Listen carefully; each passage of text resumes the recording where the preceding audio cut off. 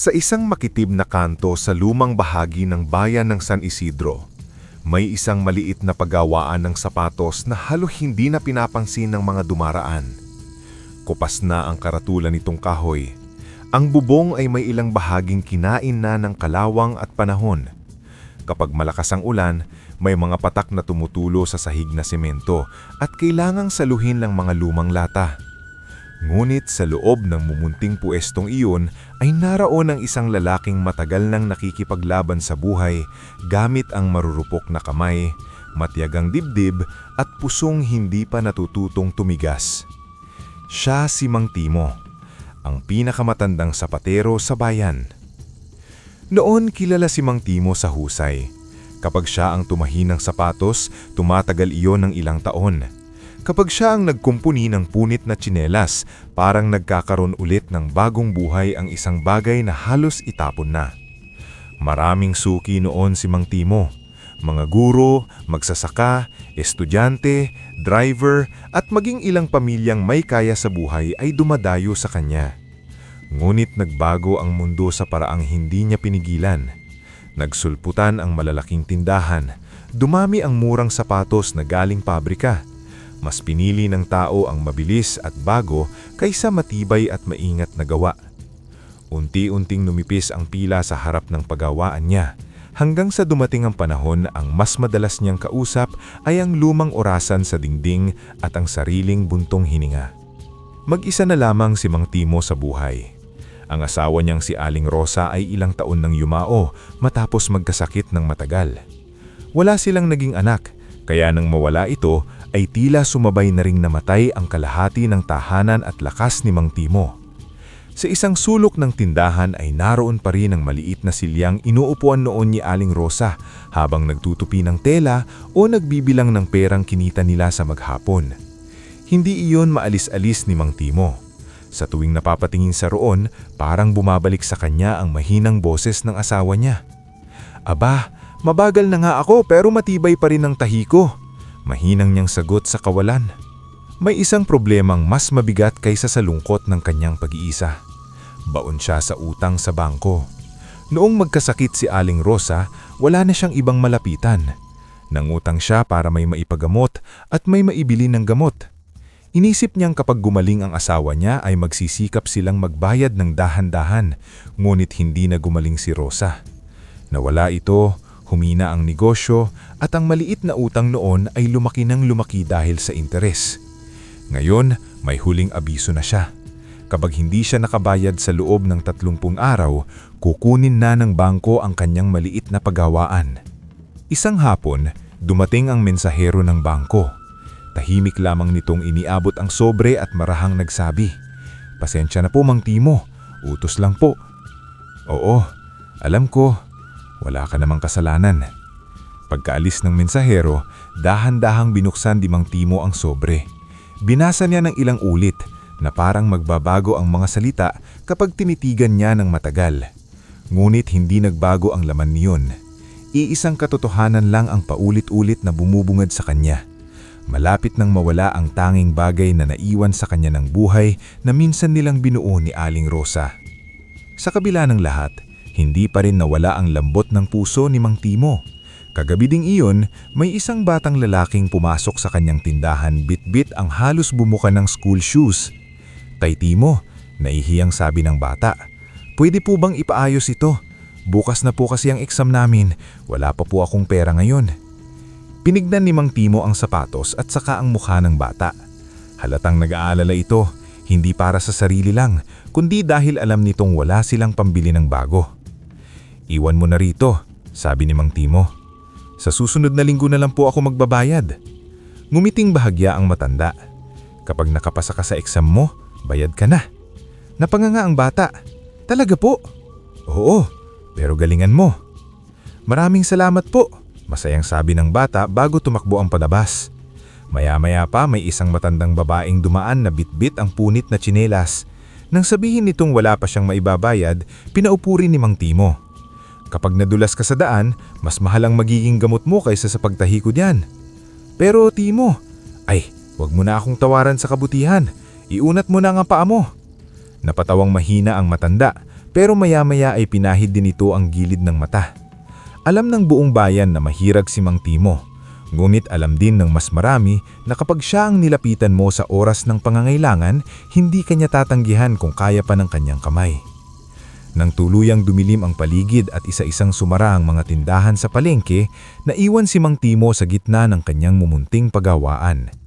Naroon ang mga sapatos na dapat niyang ayusin, ang mga gamit na ilang dekada na niyang kasama, at ang larawang maliit nila ni Aling Rosa na nakasandig sa dingding. Umupo siya sa lumang bangko at matagal na tumingin sa larawan. "Rosa, pasensya ka na. Baka hindi ko na maipaglaban ang tindahan natin." Hindi agad tumulo ang luha. Sanay na si Mang Timo sa sakit.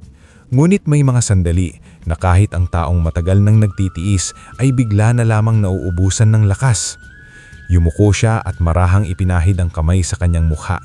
Sa katahimikan ng gabing iyon, pakiramdam niya ay unti-unti nang nawawala sa kanya ang lahat. Hindi niya manamalayan na sa ibabaw ng kanyang workbench, sa gitna ng manasinulid, karoyom at lumang balat na ginagamit niya sa pag-aayos ng sapatos, ay may munting bagay na hindi naroon kanina. Isang maliit na sombrero. Maaga palang kinabukasan ay gising na si Mang Timo. Hindi naman siya halos nakatulog. Sa tuwing ipipikit niya ang mga mata niya, bumabalik sa isip niya ang sulat mula sa bangko, ang larawan ni Aling Rosa at ang tanong na matagal na niyang iniiwasan. Saan siya pupunta kapag nawala ang pagawaan niya? Ngunit gaya ng nakasanayan, bumangon pa rin siya. Nagsaing ng kaunting bigas, nagtimpla ng mapait na kape at binuksan ng kanyang tindahan bago pa man tuluyang sumikat ang araw. Habang inaayos niya ang mga gamit sa mesa, napansin niya ang isang bagay na hindi niya maalala kung saan galing. Sa gitna ng kanyang workbench ay may napakaliit na sombrero. Hindi iyon laruan, hindi rin dekorasyon.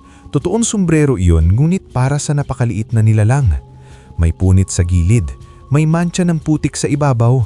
Ang tela ay mamahalin sana kung hindi lang halos wasak na. Napakunot ng noon ni Mang Timo. "Ano ito?" bulong niya. Kinapa niya ang sombrero at binaliktad-baliktad. Walang marka, walang pangalan. Ngunit habang hawak niya iyon, may kakaibang pakihamdam siyang hindi niya maipaliwanag. Parang hindi dapat basta-basta isinasantabi ang bagay na iyon. Hindi pa man niya naibababa ang maliit na sombrero ay may dumating na customer. Isang lalaking kilala sa bayan dahil sa yaman at kayabangan nito. "Hoy, matanda!" sabi ng lalaki nang hindi man lang bumati. "Ikaw ba ang sapatero rito?" "May kailangan po ba kayo?" mahinahong tanong ni Mang Timo.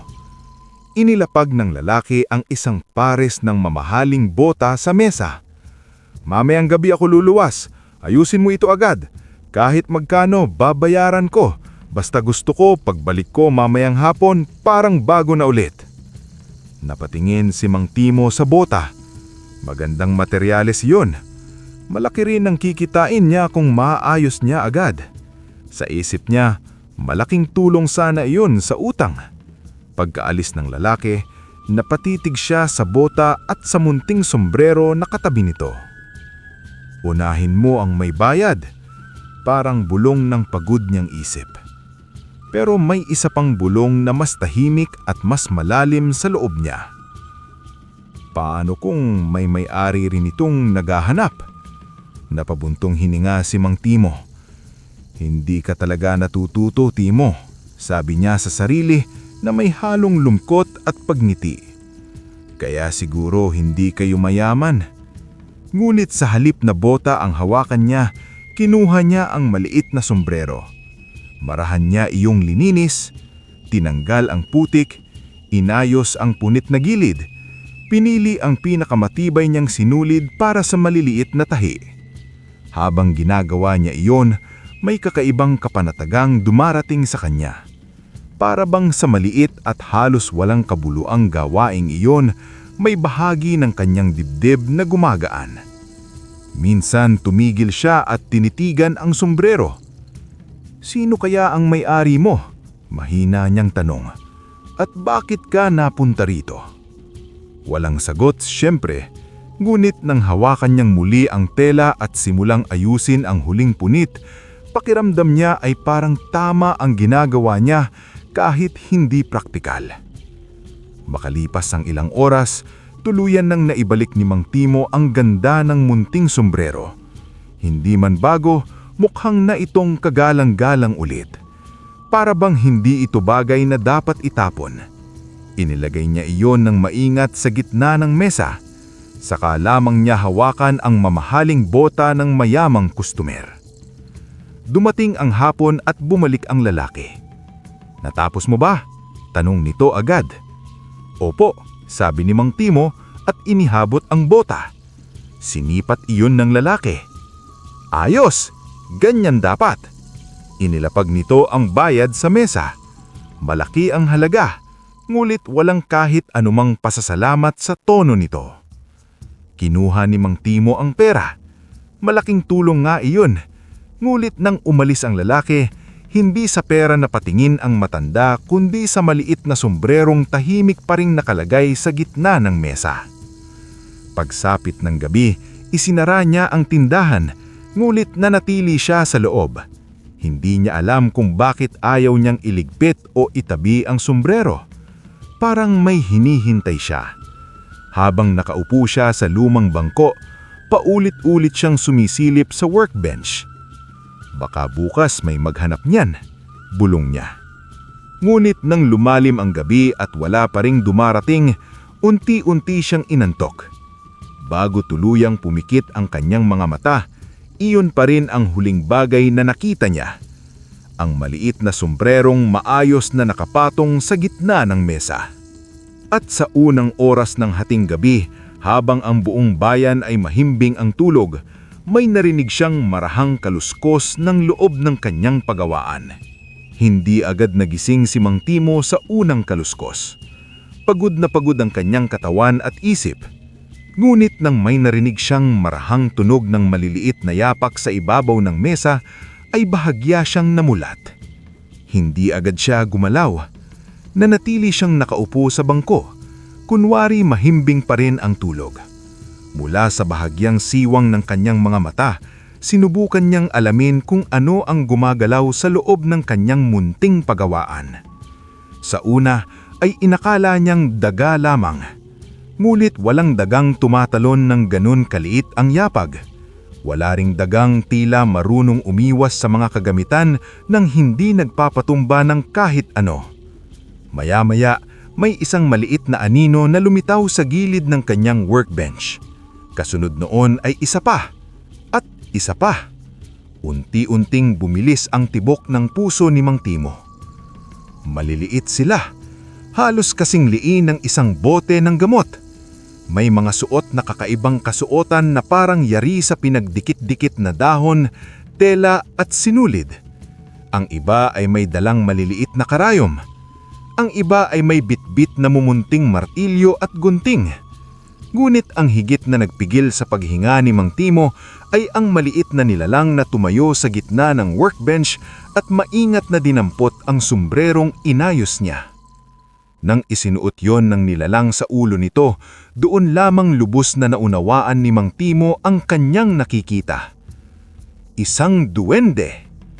Hindi agad siyang sumigaw, hindi rin siya agad tumayo. Marahil ay dahil sa sobrang gulat, marahil ay dahil sa kung anong hiwagang bumalot sa sandaling iyon. Ang maliit na nilalang ay tumingin sa sombrero, hinaplos ang inayos na bahagi at saka marahang tumanggo na parang nasiyahan. Maingat ang kamay ng taong ito, wika ng duwende sa tinig na maliit ngunit malinaw. Hindi po ba natin gigisingin? Tanong ng isa pang maliit na nilalang. Hindi pa. Sagot ng unang duwende. Hindi lahat ng mabuting tao ay agad marunong tumanggap ng hiwaga. Ngunit sa puntong iyon ay hindi na napigilan ni Mang Timo ang kanyang sarili. Dahan-dahan siyang tumayo mula sa kanyang kinukupilan. Sa isang iglap, napaatras ang ilang maliliit na nilalan. Ang iba ay nagtago sa likod ng lata, kahon at rolyo ng balat. Huwag kayong matakot, mabilis na sabi ni Mang Timo. Bagamat ang totoo ay siya ring mismo ang hindi maalam kung dapat bang matakot. Ang maliit na duwendeng may suot na sombrero ang nanatiling nakatayo. Tinitigan siya nito ng matagal. Ang mga mata nito ay hindi mata ng simpleng nilalang. May talino, may lalim at may bigat na tila mas matanda pa kaysa sa maraming taong nakilala ni Mang Timo.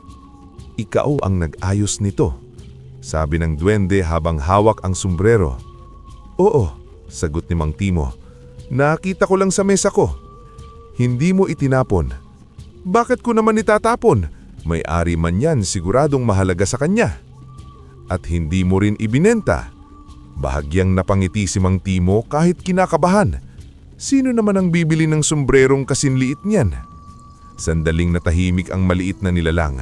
Pagkatapos ay tila may bahagyang itong ngiting sumilay sa gilid ng labi. "Ako si Luro," sabi nito.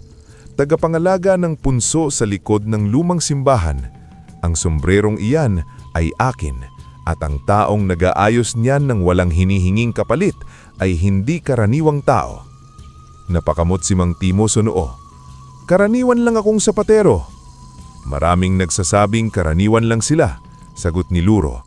"Pero hindi lahat ay pipiliing unahin ang sirang sombrero kesa sa mamahaling bota." Napabuntong hininga si Mang Timo. "Nakita niyo pala yun?" "Nakikita namin ang marami."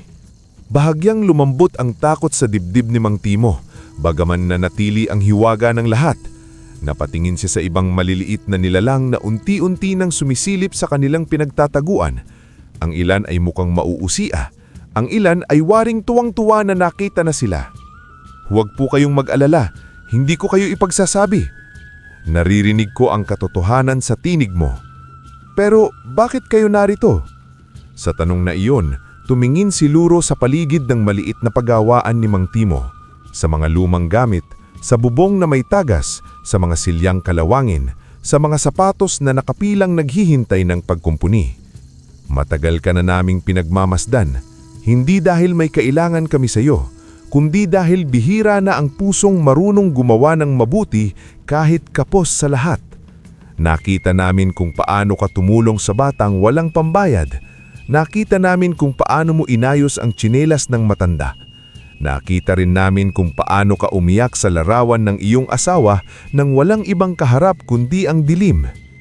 Hindi agad nakasagot si Mang Timo. Parang may kung anong bumara sa kanyang lalamunan. Hindi niya akalain may nakakita sa mga sandaling pinakatago niya. "Ano po ang gusto niyo sa akin?" Mahinang tanong niya. Walang bahid ng pananakot sa mukha ni Luro nang sumagot ito. Ang kabutihan ay hindi dapat manatiling laging gutom. Minsan, kailangan din itong suklian ng lakim. At bago pa muling makapagsalita si Mang Timo, pumalakpak ng 2 beses si Luro. Sa isang iglap, nagsimulang kumilos ang lahat ng maliliit na nilalang sa loob ng pagawaan ni Mang Timo, para bang may mahalagang gawain silang sabik ng simulan. Hindi agad naunawaan ni Mang Timo ang nangyayari nang biglang tumakbuhan ang maliliit na nilalang sa iba't ibang sulok ng kanyang pagawaan. May umakyat sa istante para kumuha ng balat, may sumuot sa kahon ng sinulid, may isa pang nagbitbit ng mumunting karoyom na parang espada ang anyo sa liit. Sa unang tingin ay tila magulo ang kanilang pagkilos, ngunit habang pinagmamasdan niya sila, napansin niyang may kakaiba silang ayos. Walang sayang na galaw, walang nagkakambangan. Para silang mga bihasang manggagawa na matagal nang sanay sa iisang gawain. "Anong ginagawa ninyo?" tanong niya. Lumapit si Luro sa gilid ng mesa at itinaas ang maliit nitong baba. Ang isang sapatero na marunong gumalang sa maliliit na bagay ay karapat-dapat sa isang biyaya na hindi kayang gawin ng karaniwang kamay. Hindi na nakasagot si Mang Timo. Tinitigan niya lamang ang mga duwende na biglang gumagalaw sa ibabaw ng kanyang mesa. Mula sa ilang piraso ng balat, lumang tela, maayos na goma, at mga sinulid na siya rin ang gumagamit, unti-unti silang bumubuo ng isang pares na sapatos. Ngulit hindi iyon ordinaryong sapatos. Sa bawat tahi nila, parang may kasamang mahinang liwanag. Sa bawat pagpukpok, waring may kasabay na marahang tunog na parang kampana sa malayo. Hindi yun nakakatakot. Sa halip kakaibang kapanatagan ang hatid niyon sa dibdib ni Mang Timo. Hindi niya namalayang napalapit na siya sa mesa. Sapatos ba yan? Pabulong niyang tanong na parang natatakot siyang masira ang hiwagang nangyayari kung magiging masyadong malakas ang boses niya. Hindi basta sapatos, sagot ni Luro. Mga paang tabod ang unang iisipin ng sapatos na ito. Hindi ang yabang ng magsusuot, hindi ang kayamanan ng may-ari, kundi ang ginhawang tamagal ng ipinagkakait sa mga taong ubos ang lakas sa paglalakad. Parang may kumirot sa dibdib ni Mang Timo sa narinig. Hindi niya alam kung bakit, mulit pakiramdam niya ay ang mga salitang iyon ay hindi lamang para sa sapatos, kundi para rin sa mga katulad niya na halos ubos na sa pagtitiis. Bakit minyo ito ginagawa para sa akin? Tanong niya. Hindi agad sumagot si Luro. Tinitigan muna nito siya bago sumagot. Dahil bihira na ang mga katulad mo. Maraming kaming nakita na may kaya, ngulit madamot. Maraming kaming nakita na malakas, ngulit marupit. Ikaw, kapos ka na nga, nagbibigay ka pa rin. Naaapi ka na nga, hindi ka pa rin nananakit. Hindi yun maliit na bagay. Napayuko si Mang Timo. Minsan nga po ay iniisip ko kung may silbi pa ba ang pagiging mabuti kung ang kapalit lang ay hirap. Tama ang tanong mo, ngunit hindi lahat ng sagot ay agad dumarating. Minsan, pinadaraan muna sa mahabang gutom ang isang mabuting puso bago ito pagkatiwalaan ng higit na biyaya. Makalipas ang ilang oras, natapos din ang pares na sapatos. Nang ilapag ng mga duwende iyon sa gitna ng mesa, halos hindi makahinga si Mang Timo. Hindi iyon marangha sa paraang sumisigaw ng yaman, mulit may kakaiba itong ganda. Maayos ang hugis, napakalinis ng tahi. Magaan tingnan, ngunit pakiramdam niya ay matibay.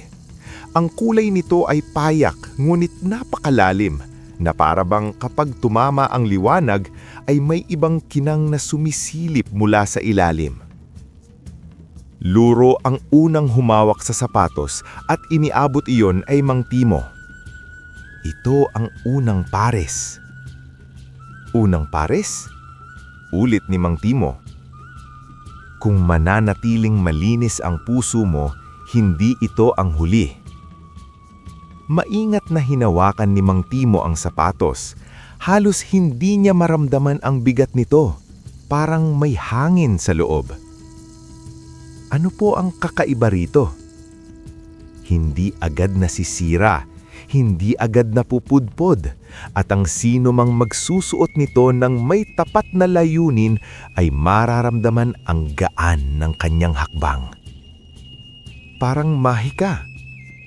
Mahika nga, diretso namang sagot ni Luro. Ngulit tandaan mo, hindi lahat ng mahika ay para sa kapalaluan. Kapag ginamit mo ito sa kasakiman, mawawala ang bisa. Kapag ginamit mo ito lamang para sa yabang, tatalikod sa iyo ang biyaya. Napaupo si Mang Timo sa bangko habang hawak pa rin ang sapatos. Sa kanyang gulang at sa daming pinagdaanan, akala niya'y wala nang darating na bagay na kayang magpamangha sa kanya. Ngunit naroon siya. Naninginig ang mga daliri at hawak ang isang bagay na maaaring magbago ng lahat. Paano kung hindi ko kayanin? Tanong niya. Hindi namin ibibigay ito sa iyo kung hindi ka namin nakitang karapat-dapat, sabi ni Luro. Maya-maya, nagsimulang magligpit ang mga duwende. Ang ilan ay bumalik sa maliliit na siwang sa dingding. Ang iba ay tumalon sa gilid ng bintana. Nang malapit nang mawala si Luro, muli itong lumingon kay Mang Timo. Bukas, sabi nito, darating ang unang paa na dapat magsuot niyan. Huwag mong ipagkait. At bago pa makapagtanong si Mang Timo, naglaho na rin ang munting nilalang sa dilim na parabang hinigop ng hangin. Naiwan si Mang Timo sa gitna ng kanyang paggawaan. Hawak ang mahiwagang pares ng sapatos habang unti-unting pumapasok sa bintana ang malamlam na liwanag ng madaling araw. Pagsikat ng araw, pakiramdam niya ay para siyang nananaginip lamang. Tahimik ang kanyang tindahan. Wala nang bakas ng maliliit na yapak. Wala nang naririnig na munting boses, kung hindi lamang dahil sa pares ng sapatos na nakapatong sa gitna ng kanyang mesa, baka pinaniniwalaan niya na ang sariling pagod lamang ang dahilan ng lahat. Marahan niya iyong hinawakan, naroon pa rin ang kakaibang gaan at tibay. Hindi siya naghintay ng matagal para sa sinabing pagdating ni Luro. Bandang 9:00 ng umaga, may isang binatang dumaan sa tapat ng kanyang tindahan.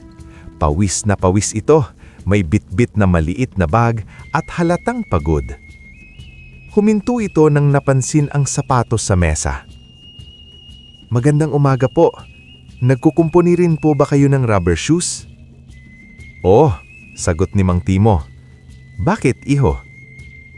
"May audition po kasi ako mamayang hapon sa lungsod. Nananayaw po ako. Kaso, nahihiyang ngumiti ang binata at ipinakita ang suot nitong lumang sapatos na halos bumuka na ang swelas. Baka po hindi na ito umabot." Napatingin si Mang Timo sa pares ng mahiwagang sapatos. Muli niyang naalala ang sinabi ni Luro. Darating ang unang paa na dapat magsuot niyan. Huwag mong ipagkait. "Anong pangalan mo?" tanong niya. "Jepoy po." "Subukan mo nga ito." Nagulat ang binata. "Naku, mukhang mahal po iyan. Wala po akong sapat na pera." "Hindi ko naman sinabing ibebenta ko agad. Isugat mo muna." Maingat na isinuot ni Jepoy ang sapatos. Sa unang tapak pa lang nito sa sahig, agad itong napatingin kay Mang Timo. May pagkatakang sumilay sa mukha nito. Tapos ay unti-unting pinalitan ng saya. Parang ang gaan po. Parang hindi sapatos ang suot ko." "Maglakad ka." Naglakad si Jepoy, tapos ay bahagyang tumalon. Maya-maya lumabas ito sa harap ng tindahan at kusang kumilos ang katawan na para bang mas malaya ang kanyang mga paa. Ang simpleng hakbang ay nauwi sa isang maikling sayaw sa gilid ng kalsada. Sakto namang nandoon ang kaibigan nito na may hawak na cellphone. "Hoy, Jepoy! Ang lupit!" sigaw ng kaibigan habang kinukunan siya ng video. Natawa si Jepoy, gumit may luha sa mga mata nito. "Mang Timo, hindi ko po alam kung paano ako magpapasalamat." "Kapag nanalo ka sa audition mo, saka tayo mag-usap sa pasasalamat." "Paano po ang bayad?" Tiningnan ni Mang Timo ang sapatos, saka ang binata. Hindi niya alam ang tamang halaga para sa isang mahiwagang bagay. Gulit na isip niya rin ang sinabi ni Luro tungkol sa unang paa. "Anong kaya mo lang?" Halos mapaluha na Jepoy lalo. Inilatag nito ang maliit na perang baon, halatang kulang na kulang para sa tunay na halaga ng anumang magandang sapatos.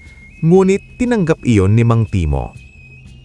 "Salamat po," paulit-ulit na sabi ng binata bago tumakbong palayo. Hindi pa man natatapos ang araw ay bumalik si Jepoy, hingal na hingal at may bitbit na malaking ngiti. "Mang Timo," sigaw niya sa labas. "Nakuha po ako." "Talaga?" "Opo, at saka," inilabas nito ang cellphone. "Nag-viral daw po yung video ko kanina.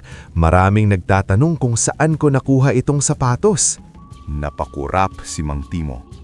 Hindi niya lubos na maunawaan ang salitang viral, pero malinaw sa mukha ni Jepoy na malaking bagay iyon. Kinabukasan, may isang babae na pumasok sa tindahan at nagtanong kung totoo raw bang may sapatero sa lumang palengke na gumagawa ng sapatos na parang lumulot ang paa. Sumunod ang isang runner. Pagkatapos ay isang guro. Maya-maya pa'y may driver na. Ilang araw lang ang lumipas, halos hindi na maubos ang mga taong gustong magtanong, sumukat at umorder. Kay Timo daw galing ang sapatos na hindi agad nasisira. Kay Timo raw ang sapatos na hindi sumasakit sa paa kahit maghapon. Kay Timo raw ang sapatos na suot ni Jepoy noong sumikat ang sayaw niya. Parang hindi makapaniwala si Mang Timo sa nangyayari. Ang dating tahimik na pagawaan ay unti-unting napuno ng tao. Ngunit kasabay ng pagdami ng customer ay ang lumalalim na takot sa dibdib niya. Alam niyang hindi ito ordinaryong biyaya. Alam niyang may lihim sa likod nito. Kinagabihan, habang isinasara niya ang tindahan, mahina niyang sinabi sa dilim, "Luro, kung naririnig mo man ako, hindi ko alam kung kaya ko itong lahat." Maya-maya, may marahang tinig na sumagot mula sa sulok na hindi abot ng ilaw. "Hindi mo kailangang malaman agad ang lahat," wika ni Luro. "Ang kailangan mo lang ay manatiling ikaw." At sa gabing iyon, habang masiglang umiihip ang hangin sa labas ng kanyang paggawaan, unti-unti ring nagsimulang umangat ang buhay ng sapaterong matagal nang pinabayaan ng kapalaran. Hindi nagtagal, kumalat sa buong bayan ang pangalan ni Mang Timo. Mula sa dating halos wala nang pumapansin sa kanyang maliit na paggawaan, ngayon ay may mga taong dumarayo mula sa ibang baryo para lang makita ang sapatos na gawa niya. Ang ilan ay may dalang kwento tungkol sa paggaan ng kanilang paglalakad. Ang iba namay halos hindi makapaniwalang buwan na ang lumipas ngunit hindi pa rin napupudpud ang swelas ng sapatos na binili nila sa kanya. Para sa iba, himala iyon. Para sa iba naman, husay lang daw talaga ng matandang sapatero. Ngunit sa iilang pusong sanay sa kasakiman, hindi himala ang una nilang nakita, kundi pagkakataon. Isa sa mga taong iyon ay si Mr. Barrera, ang tagapamahala ng bangkong pinagkakautangan ni Mang Timo. Matagal na niyang pinapantasya ang maliit na pwestong kinalalagyan ng paggawaan. Maganda kasi ang pwesto, malapit sa palengke, katabi ng daanan, at magandang tayuan ng bagong paupahang tindahan kung sakaling maagaw niya iyon sa matanda. Nung una, kampante siyang sa oras na hindi makabayad si Mang Timo ay mapapasakamay na niya ang lugar sa ilalim ng mga papel at selyo. Ngulit nang biglang dumami ang customer ni Mang Timo, nagsimula siyang mabalisa. Nakalagay sa tala na halos hindi na siya makabayad noon. Ngayon, bakit biglang may pera? "Baka dumami lang talaga ang benta," sagot ng teller. Hindi na kontento si Mr. Barrera. Isa siyang lalaking sanay maghinala kapag hindi siya ang may hawak ng kontrol. Mataas ang tingin niya sa sarili, maayos manamik, matamis magsalta kung may pakinabang. Ngulit sa ilalim ng maayos na barong at mamahaling pabango ay isang pusong sanay mang-api ng mga taong wala namang kalaban-laban. Isang araw, dumating siya mismo sa paggawaan ni Mang Timo. Hindi siya numiti ng totoo. Ang ngiti niya ay yung parang kutsilyong may palamuti. "Mang Timo," sabi niya habang sumisilip sa loob ng tindahan, "mukhang umuunlad tayo ha." Nagpunas ang kamay si Mang Timo at tumayo. "Magandang hapon po, sir." "Magandang hapon." Tinignan ni Mr. Barrera ang mga sapatos na nakadisplay.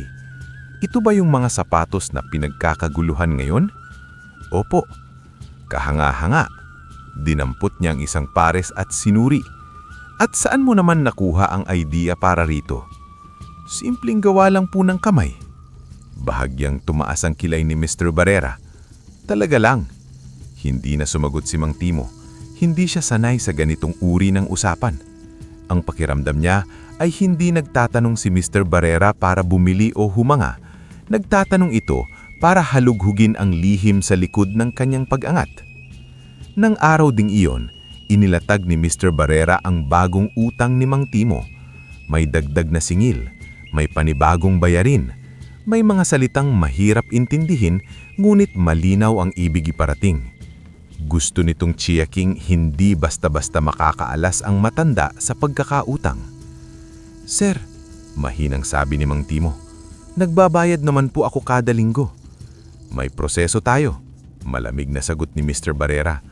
"At sa proseso, hindi sapat ang nagbabayad, kailangan ay kumpleto." Pag alis ng lalaki, matagal na nakatitig si Mang Timo sa mga papeles. Kahit umuusog na ang kita niya, tila may kamay pa ring pilit humihila sa kanya pababa. Kinagabihan, muling nagpakita si Luro sa kanyang paggawaan. "May nababagabag sa'yo," sabi ng duwende. "Ang tagapamahala ng bangko," sagot ni Mang Timo. Parang ayaw niyang makaalas ako. May mga taong nalulungkot kapag may umaangat na hindi nila hawak. Hindi naman kita inaaway. Huwag mong asahan ang masasamang puso ay hihinto dahil lamang mabuti ka. Napabuntong hininga si Mang Timo. Alam niyang tama ang duwende, ngulit hindi rin niya maitatangging napapagod na siya. Akala niya sa pagdating ng biyaya ay luluwag na ang lahat. Hindi pala ganoon. Habang may mga taong natutuwa sa pag-angat niya, may mga pusong lalo namang nabubuhay ang inggit at kasakiman. Makalipas ang ilang araw, napansin ni Mang Timo na parang may nagmamasdan sa kanyang paggawaan tuwing gabi. Minsan may yabag sa labas, minsan may anino sa bintana. Hindi siya nagsalita agad, ngunit alam niyang may binabalak. At isang gabi, nang tahimik ang buong paligid at ang ilaw sa loob ng paggawaan ay halos patay na, tuluyan nang nagpasya si Mr. Barrera na alamin ang lihim ng sapaterong hindi niya maunawaan kung paanong biglang nakaahon sa putik. Maulap ang gabing iyon, walang buwan. Taning mahihinang ilaw mula sa malalayong bahay at tindahan ang nagpapakita ng guhit ng kalsada. Sa loob ng paggawaan ni Mang Timo, mahimbing ang anyong ipinakita ng matanda habang nakahilig sa upuan. Ngunit hindi siya tulog. May kutob na siyang may mangyayaring hindi karaniwan. Kaya ng gabing iyon, mas maaga pa lang ay pinatay na niya ang ilaw, isinara ang pinto at nagkunwaring nagpahinga. Sa labas, may isang lalaking dahan-dahang lumapit sa gilid ng bintana. Si Mr. Barrera. Maingat nitong tulak ang bahagyang siwang ng lumang bintana, sumilip sa loob. Nang makitang tila tulog si Mang Timo, marahan nitong pumasok. Hindi sanay ang lalaki sa mga ganitong galaw. Higit siyang sanay sa papel, pananakot at magagarbong salita. Ngunit para sa kasakiman, handang yumuko pati ang isang taong sanay magmalinis. Lumibot ang tingin niya sa paggawaan, sa mga gamit, sa mga sapatos, sa mga mesa. Nangingislap ang mga mata niya sa paghahanap ng isang bagay na hindi niya matukoy pero sigurado siyang naroon. Hindi pwedeng simpleng tiyaga lang ito, bulong niya. May tinatago ka, matanda. Nagtago siya sa madilim na sulok malapit sa estante. Mula roon ay naghintay siya. Hindi niya alam kung gaano katagal ang lumipas, ngunit pagsapit ng hating gabi, may marahang kaluskos siyang narinig. Mula sa siwang sa dingding sa gilid ng bintana at sa ilalim ng estante ay isa-isang lumitaw ang maliliit na nilalang. Nanlaki ang mga mata ni Mr. Barrera. Mga duwende. Sa halip na matakot, may ngiting namuo sa labi niya. Hindi iyon ang taong namamangha. Iyon ang ngiti ng taong nakakita ng bagay na gusto niyang angkinin. Kaya pala, bulong niyang sabi, kaya pala. Sa gitna ng mesa ay tumayo si Luro at nagsimulang magbigay ng senyas sa iba. Tulad ng dati, mabilis silang kumilos at nagsimulang gumawa ng mga sapatos. Sa bawat galaw nila, mas lalo lamang tumitibok ang dibdib ni Mr. Barrera. Hindi sa takot, kundi sa pagnanasa. Kapag nakuha ko ang mga nilalang na ito, isip niya, hindi lang isang tindahan ang makukuha ko. Buong lungsod, buong bansa, kaya kong pasunurin. Sa kanyang pagmamadali, bahagya siyang sumulong mula sa pinagtataguan.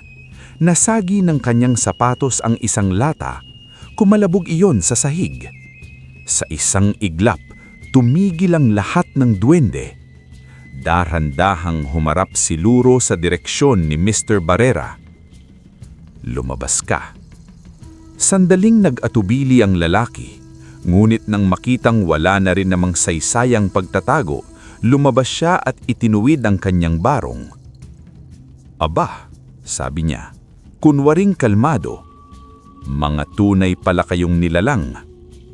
Tahimik lamang si Luro.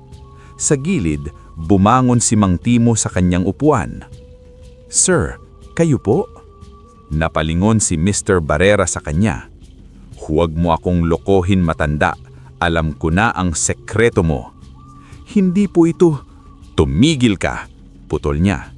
Tumingin siyang muli kay Luro at sa mga kasama nito. "Makinig kayo. Mas mabuti sa akin kayong magtrabaho. Huwag kayong magsayang ng oras sa hamak na sapatero. Sa akin, lalaki ang kita ninyo. Magiging tanyag tayo. Magiging mayaman." Hindi makapaniwala si Mang Timo sa kanyang narinig. "Sir, hindi sila gamit." Ngumiti si Mr. Barrera.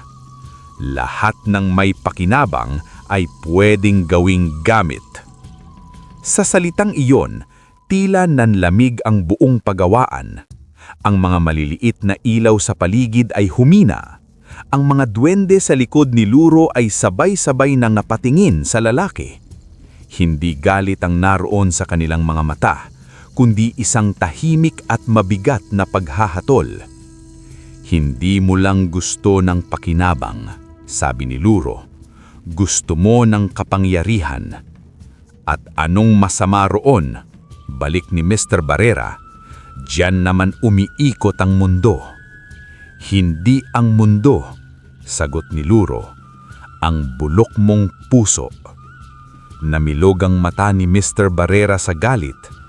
"Anong sabi mo?" Tinangkang sumugod ang lalaki sa mesa, marahil ay para dakman si Luro o ang mga sapatos. Ngunit bago pa siya makalapit, itinuan ng maliit na duwende ang kanyang kamay. Sa isang iglap, kumislap ang buong paligid sa putlang liwanag. Napahinto si Mr. Barrera. Tumingin siya sa sarili niyang mga kamay. Wala. Nanlaki ang mga mata niya. Hinawakan niya ang mukha niya. Nararamdaman niya iyon, ngunit hindi niya makita.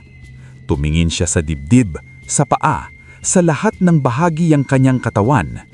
Unti-unti siyang nawawala sa paningin. "Anong ginawa mo?" sigaw niya. Ang boses niya ay nanginginig na ngayon sa takot. Ang taong sanay gumamit sa iba ay pagkakaitan muna ng mukha sa harap ng mundo. "Hindi! Ibalik mo ito!" Kapag nakagawa ka ng 1,000 kabutihan nang walang naghihintay na kapalit, saka ka lamang muling makikita. Nabuwal sa sahig si Mr. Barrera. Naririnig ang paghahabol ng hininga niya, ngunit wala nang anyong makita sa harap ni Mang Timo, kundi ang pagyupi ng lumang kahoy sa sahig kung saan siya nakaluhod. 1,000? Hirap na sabi ng lalaki. "Paano ako?" "Gawin mo," malamig na tugon ni Luro. "At doon mo malalaman kung gaano kabigat ang kabutihang minamaliit mo." Hindi na nakapagsalita si Mr. Barrera. Maya-maya, sa gitna ng takot at kahihiyan, narinig na lamang ni Mang Timo ang mabilis na yabag ng taang tumatakbo palabas ng pagawaan, habang hindi makita maging ang sarili niyang pagalis. Tahimik na bumalik ang tingin ni Mang Timo kay Luro. "Masyado po bang mabigat ang parusang iyon? Mas magaan yan kaysa sa parusang nararapat sa pusong marunong manglamang sa mahihina," sagot ni Luro. At sa gabing iyon, tuluyang nagbago ang landas, hindi lamang ng sapatero, kundi pati ng lalaking buong buhay ay naniniwalang pwedeng bilhin, takutin, o agawin ang lahat. Mula nang mangyari ang mahiwagang gabing iyon, hindi na muling nagpakita si Mr. Barrera sa bangko bilang dating mayabang na tagapamahala. May mga kumakalat na bulong-bulungan na bigla raw itong nagpasakit, nawala o nabaliw, ngunit walang nakakaalam ng totoo. Samantala, sa maliit na pagawaan ni Mang Timo, mas lalo pang dumami ang dumarating na tao. Ang unang pares na sinuot ni Jepoy ay lalo pang sumikat nang mapanood ng mas maraming tao ang kanyang sayaw at malaman nilang hindi iyon basta himala ng tiyaga, kundi tila kakaibang biyaya mula sa isang sapatero na dating hindi man lang pinapansin ng marami. Hindi yumabang si Mang Timo. Sa katunayan, lalo pa nga siyang natakot noong una. Sa bawat pagdami ng customer, parang lalo niyang nararamdaman ang bigat ng responsibilidad.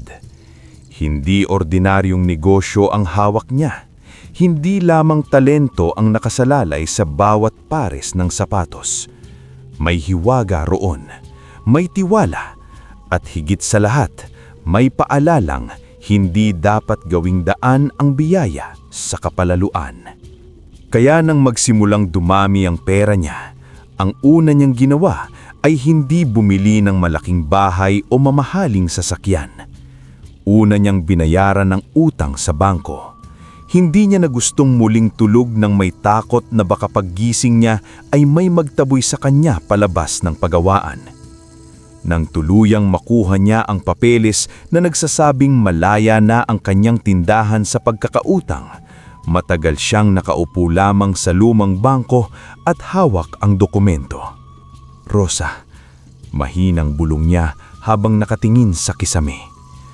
Atin na ulit ang lugar na ito. Pagkatapos noon, inisa-isa niya ang iba pang matagal nang nasa isip niya.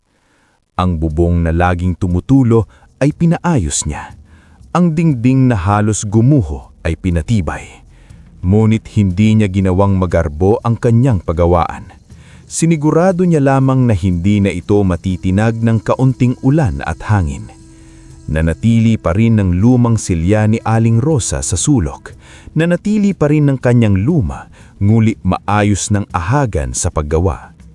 Para kay Mang Timo, hindi niya kailangang burahin ang pinanggalingan para lang patunayang umangat na siya.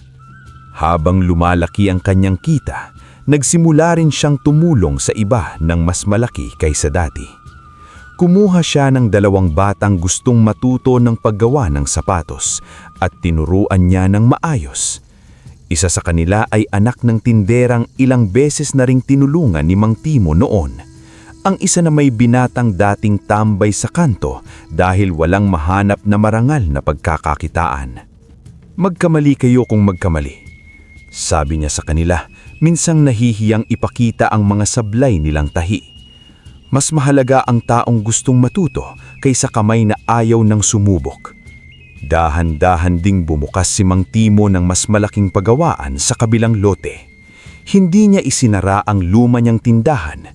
Sa halip, ginawa niya itong puso ng lahat. Doon pa rin siya madalas maupo. Doon pa rin niya gustong humawak ng unang tahi sa bawat bagong disenyo. Pero sa bagong pagawaan, mas marami na siyang tinulungan.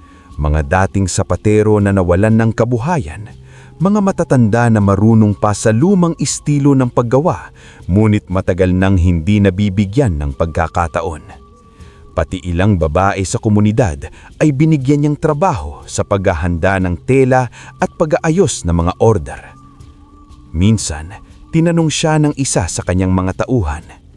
Mang Timo, sabi ng binata, pwede naman po kayong magpahinga na lang dyan. Ang laki na po ng kinikita nyo. Ngumiti siya habang maingat na hinihila ang sinulid sa isang pares ng sapatos. Kung ako lang ang giginhawa, kulang pa rin iyon. Bakit po? Doon siya sandaling tumigil, tingin sa mga taong abala sa paggawa, sa kahon ng sapatos, sa malinis na sahig na dati butas-butas at puno ng patak ng ulan. Kasi, mahinahong niyang sinagot. Kasi alam ko ang pakiramdam ng araw-araw kang kinakapos. Kapag alam mo ang lasa ng gutom, hindi mo kayang kumain ng mag-isa habang may iba kang nakikitang nagugutom. Hindi nagtagal, nagsimula rin siyang maglaan ng pondo para sa gamot ng matatanda sa kanilang lugar. Nagpatayo siya ng maliit na silid sa gilid ng bagong pagawaan kung saan pwedeng magpahinga ang mga trabahador kapag masama ang pakiramdam. Nagbigay rin siya ng ilang scholarship sa mga batang kapos ngunit gustong makapag-aral. Hindi niya iyon ipinagmamalaki.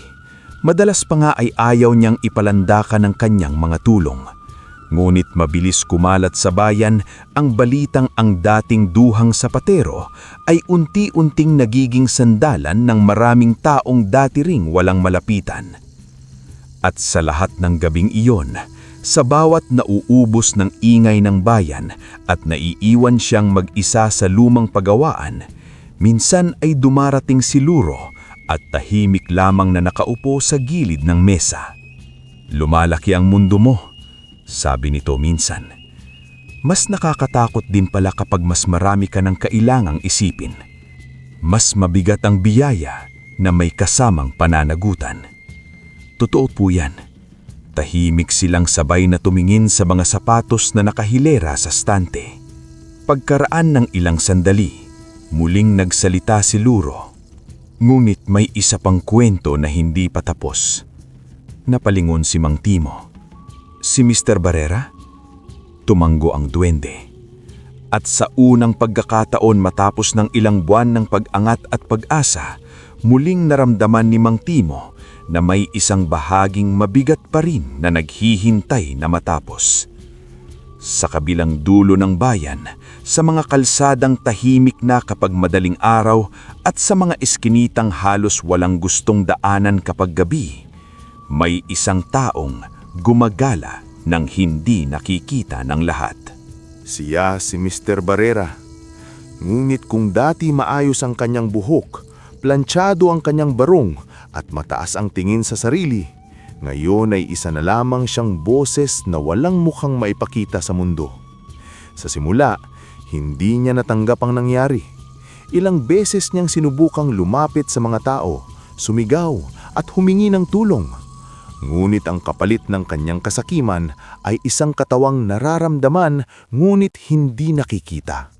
Walang naniwala, walang nakarinig ng tunay sa kanyang pagmamakaawa.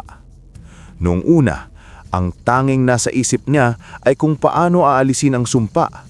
Hindi pagsisisi, hindi hiya, kundi pagkadismaya dahil nawala sa kanya ang mukha at kapangyarihan. Ngunit dahan-dahan niyang naunawaan na walang saysay ang galit sa parusang hindi niya kayang takasan. Kung gusto niyang muling makita, kailangan niyang gawin ang sinabi ni Luro, 1,000 kabutihan ng walang hinihintay na kapalit. At dahil hindi siya maaaring magpakita, natuto siyang gumawa ng mabuti ng lihim. Tuwing madaling araw, palihim siyang nag-iiwan ng mga supot ng tinapay at ulam sa tabi ng mga natutulog na palaboy at mahihirap. Noong una, nanginginig pa ang kanyang mga kamay habang ibinababa ang pagkain. Hindi siya sanay magbigay. Mas sanay siyang magbilang ng interes, maningil at manindak. Ngulit sa bawat supot na naiiwan niya, may maliit na bahaging tila kumikirot sa loob niya. Parang bawat kagat na hindi naman siya ang kumakain ay may ibinubukas na tanong sa sarili niya. Ilang beses ko bang kayang gawin ito nang walang nakakaalam? Kapag may nababalitaan siyang may sakit sa isang barong-barong, tahimik siyang dumarating sa tapat ng bahay nito sa gabi. Maglalagay siya ng obre sa paanan ng pinto. Sa loob ay may pera at isang maikling sulat na nanginginig pa sa una niyang pagsusulat. "Pampagaling niyo po." Wala siyang pangalan, wala siyang lagda, wala siyang mukhang may papakita. At sa bawat umagang naririnig niyang may umiiyak sa tuwa dahil may perang dumating para sa gamot ng isang bata o matanda, may kung anong mabigat na nahuhulog mula sa kanyang dibdib. Sa gabi naman, kapag tahimik na ang buong bayan, siya ang lihim na naglilinis ng mga lansangan. Nagwawalis siya ng mga basag na bote, nag-aalis ng mga bato sa gitna ng daan, at nag-aayos ng mga kanal na barado upang hindi bahain ng mga bahay sa unang ulan. Walang nakakakita sa kanya, ngunit may mga taong nagtataka. Sino kaya ang naglinis dito? Sabi minsan ng isang tinderang maagang nagbukas ng pwesto. Baka ang barangay, sabi ng isa. Ay hindi, wala naman silang tao rito ng ganitong oras. Unti-unting kumalat sa bayan ang usap-usapan tungkol sa isang di nakikitang tumutulong. Isang hiwagang tila dumarating kapag mahimbing ang tulog ng lahat at nawawala bago pa man ito mahuli ng kahit sino. Para sa mga tao, palaisipan iyon. Para kay Mr. Barrera, Iyon ang mabigat na hagdan paakyat mula sa putik na siya rin ang gumawa para sa sarili niya. Noong una, napipilitan lamang siya, ngunit habang tumatagal, may nagbabago. Kapag nakikita niyang may batang gigising na may pagkain sa tabi ng banig, may kakaibang sakit at gaan na sabay niyang nararamdaman. Kapag naririnig niyang may inang nagpapasalamat sa hindi kilalang tumulong para sa gamot ng anak, may bahagi ng pusong matagal niyang ikinandado ang unti-unting bumibiyak. Hindi niya na mabilang kung ilang beses siyang napahunto sa isang madilim na kanto upang huminga at punasan ng luha kahit wala namang makakakita sa mukha niyang wala. Isang gabi, habang nagwawalis siya sa harap ng isang maliit na bahay, may narinig siyang boses mula sa loob. "Nay, sino po kaya ang nag-iwan ng pera?" "Hindi ko rin alam anak, baka ipinadala ng Diyos sa atin." Natigilan si Mr. Barrera. Mahigpit niyang hinawak ang hawak ng walis. Matagal ng panahon ang lumipas mula kung may huling salitang tumama sa kanya ng ganoon kabigat. Ipinadala ng Diyos. Noon, malamang tinawanan niya lang iyon, ngunit ngayong hindi na siya makita ng mundo. Sa kanya naramdaman na may mga kabutihang hindi kailangan ng pangalan para maging totoo. Habang lumilipas ang linggo at buwan, ang dating kagustuhan niyang makaalpas lang sa sumpa ay unti-unting napalitan ng tunay na pagsisisi. Hindi pa rin niya mabura ang lahat ng kasalanan niya, hindi rin niya maibabalik ang mga taong nilamangan at pinahirapan niya noon. Ngunit sa unang pagkakataon, hindi na lang sarili niya ang iniisip niya. Natututong tumingin sa gutom ng iba, sa sakit ng iba, at sa hirap ng iba nang walang tanong kung may kapalit ba iyon sa kanya. At dumating ang araw na kahit hindi pa niya alam kung ilan na ang natapos niyang kabutihan, ipinagpatuloy pa rin niya ang pagtulong. Doon nagsimula ang tunay na pagbabago ng lalaking isang beses na nawala sa paningin ng tao, ngunit ngayoy unti-unti nang natututong makita ang halaga ng malasakit. Tahimik ang umaga nang muli ngang makita ni Mr. Barrera ang kanyang sariling mga kamay. Nangyari iyon sa harap ng isang maliit na bahay na inilagyan niya ng supot ng pagkain at obre na may pera. Habang paalis na siya sana, napahunto siya sa paggalaw. Tumingin siya sa sariling palad. Nandun na ulit ang hugis ng kanyang mga daliri. Nakikita na niya ang manggas ng kanyang barong. Nakikita na niya ang sarili niyang paa. Hindi siya agad natuwa. Sa halip, napaupo siya sa gilid ng daan at tahimik na umiyak. Hindi na siya katulad ng dating Mr. Barrera na unang pumasok sa paggawaan ni Mang Timo ng mayabang at pagnanasa. Ang pagbabalik ng kanyang anyo ay hindi pagtatapos ng parusa, kundi simula ng pagharap sa mga taong minsang nilalamangan at pinahirapan niya noon. Matagal siyang nag-ipon ng lakas ng loob bago tuluyang magtungo sa lumang paggawaan ng sapatero. Nang dumating siya roon, si Mang Timo ay abala sa pagtahi ng isang maliit na sapatos para sa batang may pilay. Huminto ang matanda nang mapansin ng lalaki sa pintuan. Wala nang makiskis na tindig si Mr. Barrera. Wala ring matalas na sinit na parang kutsilyo. Ang nandoon ay isang lalaking mukhang pagod na sa sariling konsensya. "Mang Timo," mahinang sabi niya. Tahimik ibinaba ni Mang Timo ang kanyang hawak. "Sir." Hindi agad nakapagsalita si Mr. Barrera. Sa wakas ay lumapit siya at bahagyang yumuko.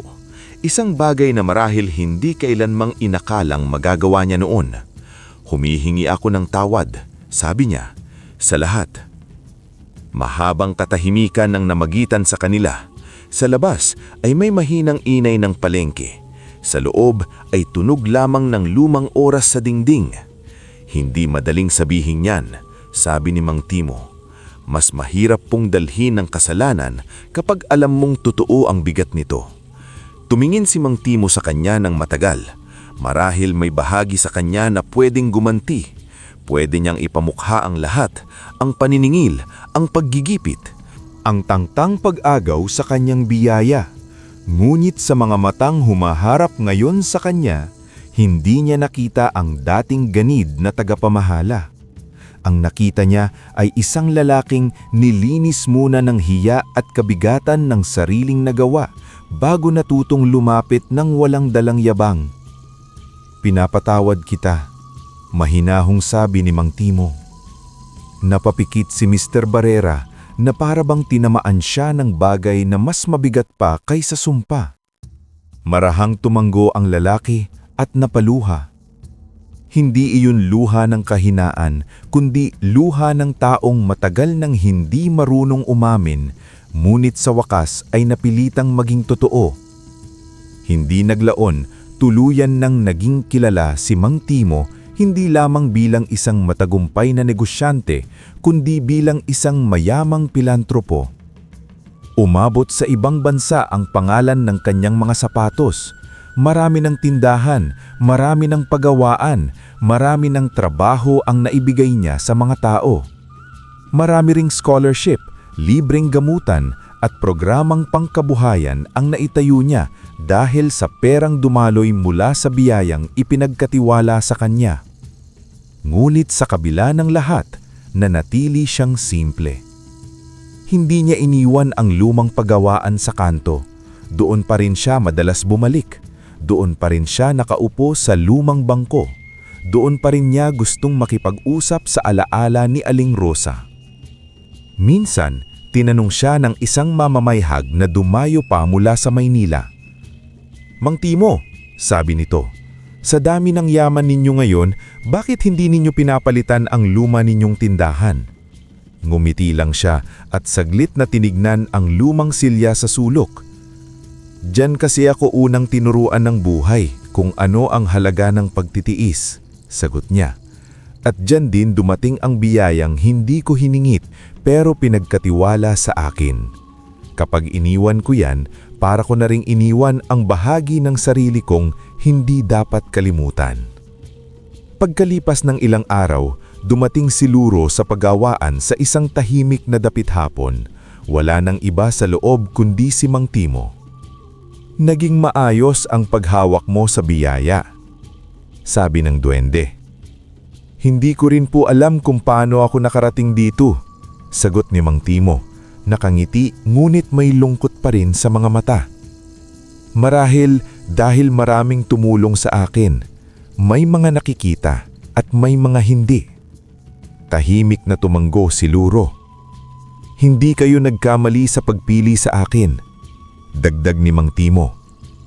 "Hindi nga. Sapagkat sa dami ng taong yumayaman, kakaunti ang nananatiling marunong lumingon sa pinanggagalingan." Pagsapit ng dapit hapon, muling nawala si Luro sa papadilim na sulok ng tindahan. Naiwan si Mang Timo sa harap ng kanyang workbench. Sa ibabaw niyon ay naroon pa rin ang munting sombrerong mangsang nagbukas ng pinto sa himala. Marahan niyang iyong hinaplos at tumingin sa labas, sa kalsadang dati dinaraanan lamang ng mga taong walang pakialam sa kanyang buhay. Ngayon, iba na ang lahat. Ngunit hindi dahil sa yaman lamang, kundi dahil napatunayan ng isang simpleng sapatero, ang kabutihang matagal mang maghintay ay malunong ding dumating na may dalang biyayang higit sa inaasahan. At sa tahimik na liwanag ng dapit hapon, habang hinihipan ng hangin ang kupas ngunit matatag na karatula ng kanyang lumang tindahan, malinaw ang aral na iniwan ng kanyang kwento. Ang pusong marunong gumawa ng mabuti kahit walang kapalit, ang siyang tunay na pinagpapala.